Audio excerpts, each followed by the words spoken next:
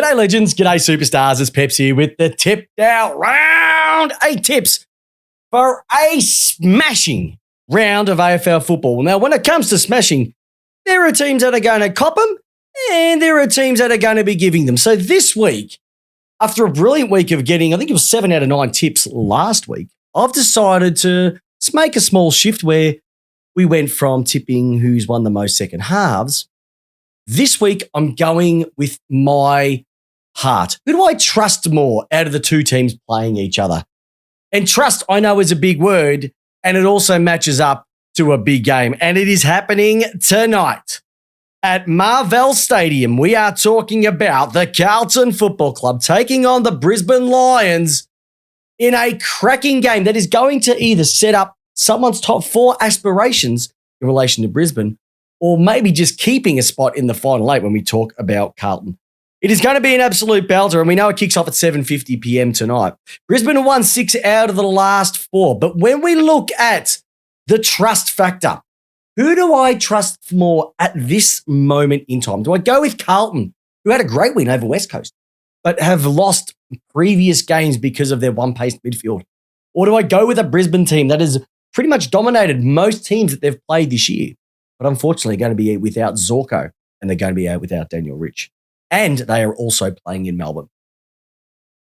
Out of the two teams, I think I am going to trust Brisbane just a little bit more. This will be a close game. This will be no more than 2 goals separating the two teams. But I think that the Brisbane Lions are able to cover the loss of Rich and Zorko a little bit more. And I do think Hipwood and Danaher are going to cause that backline of Carlton a little more concern than the forwards of Mackay and Curnow. Even though they've been in brilliant form, I just think that they're going to offer a little bit more in relation to the spread of their smaller forwards. So I'm going with Brisbane, but by the barest of margins, we're talking 2 goals. All right, let's rock into Saturday, May 8th. The Richmond Tigers versus the Wet Toast Eagles, 1:45 p.m. our time at the MCG. Richmond, they're the only team I can trust at the moment. Even when you look at the two teams in relation to how often they've played, they've got 6 of the last 10 and winning the last 2 by quite considerable margins. And when you bring Prestia, Graham, and Ralph Smith into the team, it says a lot more about them than just a simple Dom Sheed. If it's going down by a less than a goal and we're going from the Dom Sheed pocket, well, then that's a different story altogether. But I'm going with the Richmond Tigers to win this one in a canter by at least 45 to 46 points at a minimum, and hopefully getting their season back on track after their loss against the Gold Coast last week. All right. We're heading down the highway all the way to GMHBA Stadium, 2:10 p.m. our time here in Melbourne. It is the Geelong Cats versus the Adelaide Crows. 6 out of 10 have gone to the Cats. You can even say 4 out of the last 5 have been the Cats. And when I look at these two teams, they are heading in a brilliant trajectory. Geelong have suddenly hit a bit of peak form after their slump at the start of the year. And Adelaide have been playing cracking football. Should have won last week. Unfortunately, didn't get across the line against a very gallant Collingwood. Adelaide haven't made many changes. Geelong have made a small couple of tweaks, but not anyone affecting their twin towers of Hawkins and Cameron. And once again, going by the trust factor, I have to trust Geelong at GMHBA Stadium would have to be probably the hardest road trip in football. I'm simply going with the Cats to win another one and hopefully start to lock in that top 4 spot that around about a month ago didn't even look like they were going to be playing finals. But here's 2 teams that are hopefully going to be playing finals. One of them will be, and one of them hopes to be. We're talking about the Gold Coast Suns versus the Melbourne Demons, 4:35 p.m. at Heritage Bank Stadium. The D's have won their last 10 games, the biggest winning streak currently running in the AFL against Gold Coast, and it will be number 11. They played some great football last week,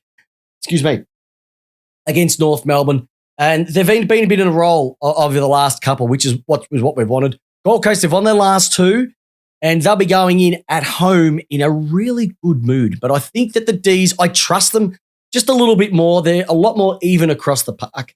And with Gold Coast losing Holman, Weller, Ainsworth, and Sexton out of the team, I think that's going to hurt a little bit more. And Harrison Petty comes in back for the D's. So the D's to win this one, I'd say no more than 5 goals. If it is any more than that, the D's have played outstanding football. If it's less than 3 goals, Gold Coast have played, once again, another cracking game. But I'm going 5 goals for the D's over the Gold Coast Suns. All right. Let's head over to a rivalry that goes all the way back to 2016. You know who we're talking about. It's the Greater Western Sydney Giants versus the Western Bulldogs at University of New South Wales, Canberra Oval, kicking off this weekend. And these two teams, let's just say they hate each other. 7:30 p.m. is going to be ring-a-ding-ding time. The Doggies have won 6 out of the last 10. They've also won the last 4. So they've had some really good form heading into this clash against the Giants. And they were also very, very good last week as well. But the GWS have been playing some cracking footy as well. Callum Ward comes in. Libba and Ryan Gardner are in. And they're 3 massive ins for the team. Now, the trust factor. I'd say the Doggies are playing better football out of the two at the moment. But the GWS are not letting their guard down at all. If I had to go over to the second halves one, it is also very close.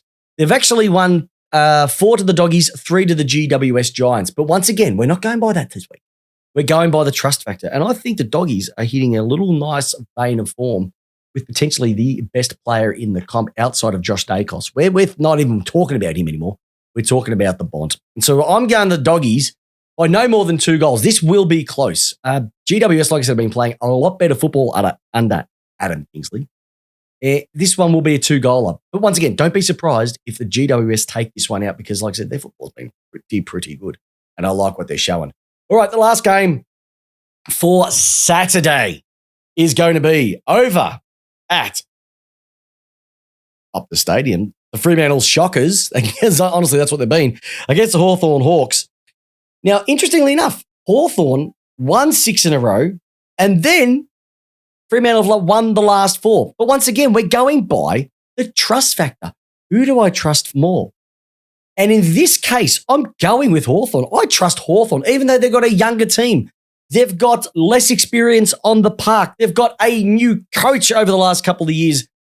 I like the fact that Meek is in, Connor McDonald's in, and I don't trust Fremantle at all. There's nothing at the moment that makes me scream out to say Fremantle are a massive chance when it comes to this game. Even when you have a look at the halves won, the Dockers have won 3, Hawks have won 1, but that doesn't mean really anything to me because I'm looking at what's been rolled out and I'm going with the Hawks in a massive upset against Fremantle over there at Optus Stadium. And won't the jungle drums be out for Mr. Longmuir if that occurs? Could you imagine if Hawthorn beat Freo in Freo? All us Melbourne supporters are praying that it happens, so we just keep climbing up that draft board as we head to the road for Harley Reid. All right, Port versus Essendon is kicking off the first game for Sunday afternoon. It's another one going to be at the Adelaide Oval. 7 out of 10 have been going to the way of Port Adelaide. They've actually won the last 5 against Essendon, a brilliant running streak. Port Adelaide, they've hit their form, but Essendon have been playing great footy, and you'd be really surprised of how well they've turned it around after the disaster that was Truck Rutten. So Scotty's got them playing great footy, but Port Adelaide, I've just got a little bit more trust factor in what they've been delivering over the last couple of weeks. I also believe that this is going to be another tight contest. So there's going to be, I think, a couple of smackings, but there's going to be some really tight ones at the moment. And I just feel that Port Adelaide are going to bring the milkshakes to the yard at home. The Horny boy has been playing cracking footy over the last couple of weeks. We know who that is, Vaughan Francis. But Stringer, he hit his peak again last week. Sam Wiedemann, great footy again. So I'm going with Port Adelaide, but this will be a game under 2 goals as well. All right.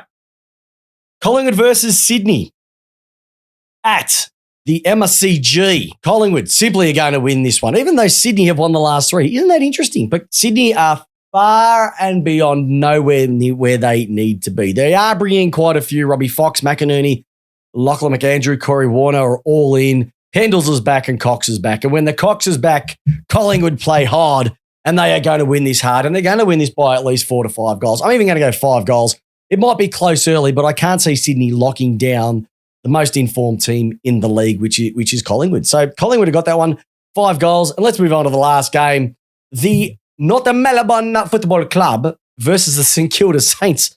6 out of the last 10 have been won by, that's right, North Melbourne, surprisingly enough. But we're going by the trust factor. I've told you, it's all about the trust. In trust we have, and that's going to be St Kilda. St Kilda by at least 50 points on this one. It is going to be at Marvell Stadium. It is going to be a fast deck. North Melbourne have definitely swung the axe after last week. They've made 6 changes, but that doesn't mean much to me because St Kilda are going to win this in 50 points. King was back in a bit of raging form. I love what Higgins is doing down there. I just love Wilkie down back. I love everything about Sinclair, Steele, S's all the way through the middle, and North are going to find it another hard one. If I was North, I would definitely take the 3 draft picks that Melbourne are going to offer for the number 1. North will end up last on the ladder this year.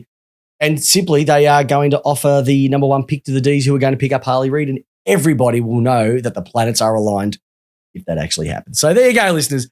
That is tipped out for round 8 of AFL football. Make sure to tune in to Lace Out this Monday night. Not Tuesday night. Monday night is where we are going to be shifting to.